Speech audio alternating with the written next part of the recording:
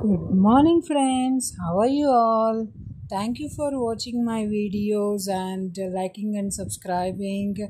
I'm so blessed to have you all. So, today let's start with a small riddle, and before that, let us do some chanting. So, here we go. Oh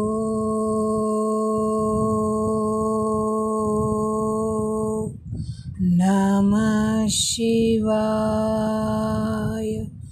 Om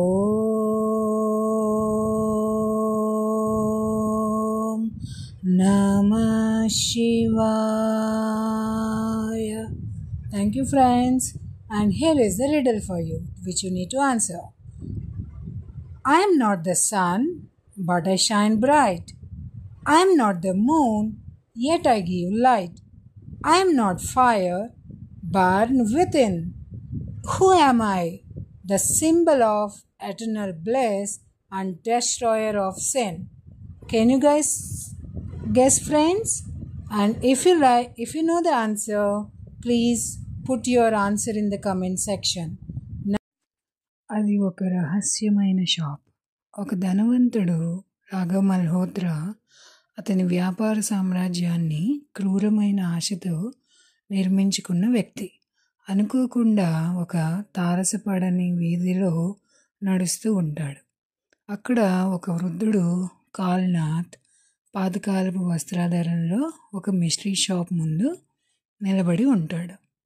అతని వెనుక ఉండే board మీద సమయం అమ్మకానికని రాసుంటుంది. ఆశ్చర్యంతో రాఘవ్ లోపలికి వెళ్తాడు. అంతా పాత గడియారాలు, ఇసుక గడియారాలతో నిండి ఉంటుంది. లోపలేమో చాలా నిశ్శబ్దం. వృద్ధుడు కాంతివంతంగా నవ్వుతూ ఉంటాడు. కాల్నాథ్ రాఘవ్ మల్హోత్రాని ఇలా అడుగుతాడు, నీ జీవితాన్ని డబ్బుతో కొనుగోలు చేశావు, కానీ ఇప్పుడు నీకు అవకాశం ఉంది డబ్బుతో జీవితాన్ని కొనుగోలు చేయడానికి అని అడుగుతాడు. రాఘవ్ నమ్మలేకపోతాడు, కానీ వృద్ధుడు చెప్పింది వింటాడు. 1 కోటి రూపాయలకి ఒక అదనపు సంవత్సరం జీవితం. కేవలం ఒకే నియమం, ఇక్కడ కొన్న సమయం తిరిగి చెల్లించాలి.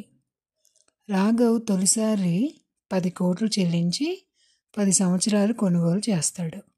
ఒక్కసారిగా అతనికి ఎనర్జీ వచ్చేస్తుంది. అతని ముడతలు మాయం, ఆయన శరీరం యవ్వనంగా మారుతుంది. ఇది నిజమే అని అనుకుంటాడు రాఘవ్. అమరత్వం యొక్క మత్తు. అతని సామ్రాజ్యం పెరుగుతుంది, సంవత్సరాలు గడుస్తాయి, కానీ అతనికి ఇంకా ఎక్కువ కావాలని అనిపిస్తుంది.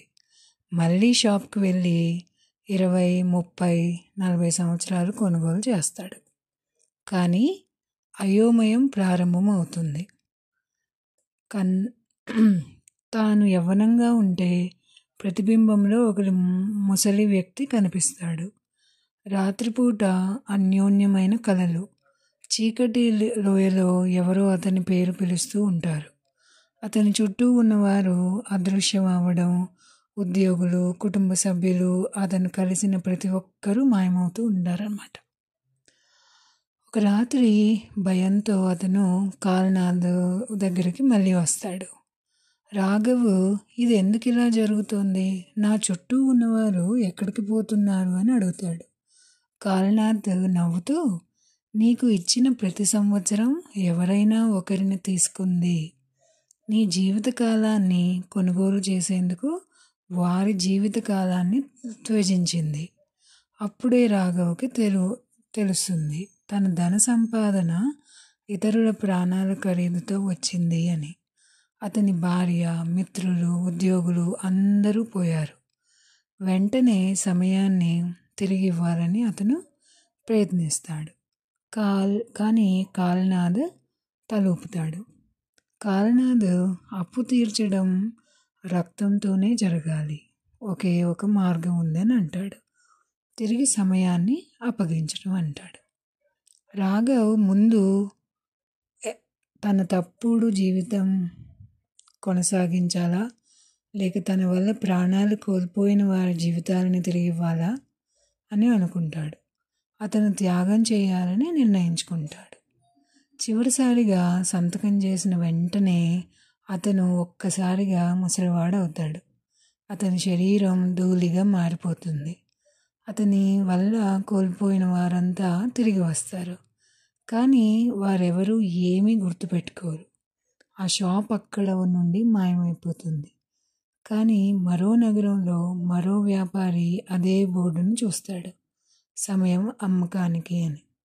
ఈ కథ వల్ల మనం ఏం తెలుసుకున్నామంటే ఫ్రెండ్స్, జీవితాన్ని కొనలేము, సమయాన్ని వినియోగించుకోవాలి, స్వాధీనం చేసుకోవాలంటే కాదు అని అర్థం. So with this I want to ask you guys a riddle and let me know the answer in the comment section, friends. I am the destroyer, yet I am the creator. I hold the river in my locks, yet I burn with an eternal fire. I dance to end the world, yet my dance is